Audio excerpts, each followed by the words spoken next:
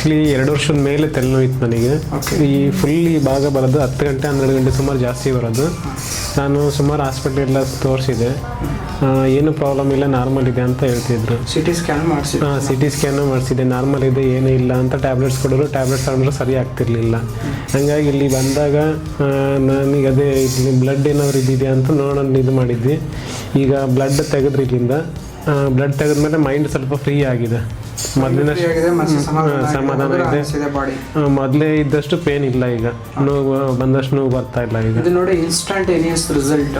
But ಇನ್ನೂ ಶಮನ ಔಷಧಿಗಳು, ಪಿತ್ತ ಶಮನ, ರಕ್ತ ಶುದ್ಧಿ, ರಕ್ತ ಸಂಚಾರದ ಸ್ರೋತಸ್ಸುಗಳು ಶುದ್ಧಿಯಾದ ಹಾಗೆ ಪ್ರತಿಯೊಂದು ಬದಲಾವಣೆಗಳನ್ನು ನಾವು ಗಮನಿಸ್ಬೋದು. ಬಟ್ ಚಿಕಿತ್ಸೆಯ ತ್ವರಿತ ರಿಸಲ್ಟನ್ನು ನೀವು ಕೇಳ್ತಾ ಇದ್ದೀರಾ. ಬಟ್ ಇನ್ನೂ ಉಳಿದ ರಿಸಲ್ಟನ್ನು ನಾವು ನಸ್ಯದ ಮುಖಾಂತರ, ಶಮನೌಷಧಿಗಳ ಮುಖಾಂತರ, ಅಗ್ನಿ ಸರಿ ಮಾಡೋದರ ಮುಖಾಂತರ, ಅವರ ದೇಹದಲ್ಲಿರುವ ಪಿತ್ತ ಮತ್ತು ಉಷ್ಣವನ್ನು ಕಡಿಮೆ ಮಾಡೋದರ ಮುಖಾಂತರ, ರಕ್ತ ಶುದ್ಧಿ ಮುಖಾಂತರ ಉತ್ತಮವಾದ ಫಲಿತಾಂಶವನ್ನು ನೀಡಬಹುದು.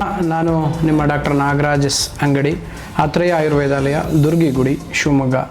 ಸೂರ್ಯಾವರ್ತ ಅರ್ಧಾವಭೇದಕ ಅಥವಾ ಶಿರಶೂಲ. ಒಂದು ಕಡೆ ಮಾತಿದೆ, headache is a big headache to treat headache ಅಂತ. ಅಂದರೆ ತಲೆನೋವನ್ನು ಚಿಕಿತ್ಸೆ ಮಾಡೋಂಥದ್ದು ಅಷ್ಟು ಸುಲಭವಾದ ಕೆಲಸ ಅಲ್ಲ. ಯಾಕೆ ಅಂತಂದರೆ ತಲೆನೋವನ್ನು ಚಿಕಿತ್ಸೆ ಮಾಡೋದು ದೊಡ್ಡ ತಲೆನೋವು ಅಂತ ಹೇಳಿ ದೊಡ್ಡರು ಹೇಳ್ತಾರೆ. ಹಾಗಿದ್ದಲ್ಲಿ ಈ ತಲೆನೋವು ಸುಮಾರು ವರ್ಷಗಳಿಂದ, ಕಪಲ್ ಆಫ್ ದ ಇಯರ್ಸ್ ಅಥವಾ 3-4 ವರ್ಷದಿಂದ ತೀವ್ರವಾದ ತಲೆನೋವು ಕಾಡ್ತಾ ಇದ್ದಾಗ ಆ ಮನುಷ್ಯನಿಗೆ ಜೀವನವೇ ಬೇಡ ಎಂಬ ಒಂದು ಅಸಡ್ಡೆನೂ ಬರ್ಬೋದು. ಅಂತಹ ದೊಡ್ಡ ಸಮಸ್ಯೆ ತಲೆನೋವು.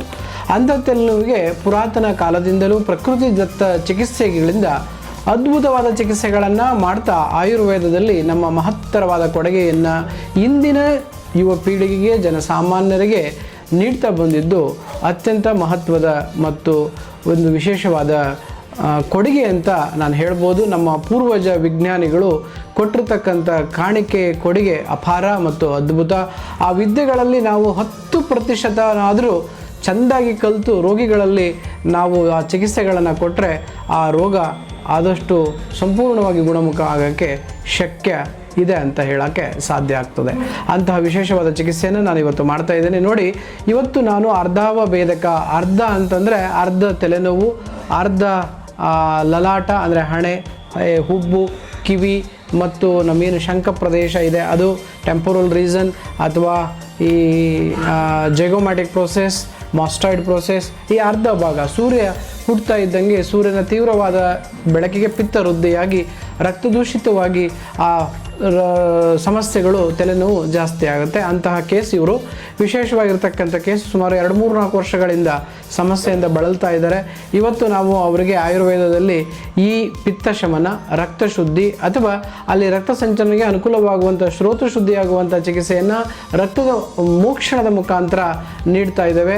ಅವರಿಗೆ ಈ ಚಿಕಿತ್ಸೆಯನ್ನು ನಾವೀಗ ಪ್ರಾರಂಭ ಮಾಡ್ತೇವೆ.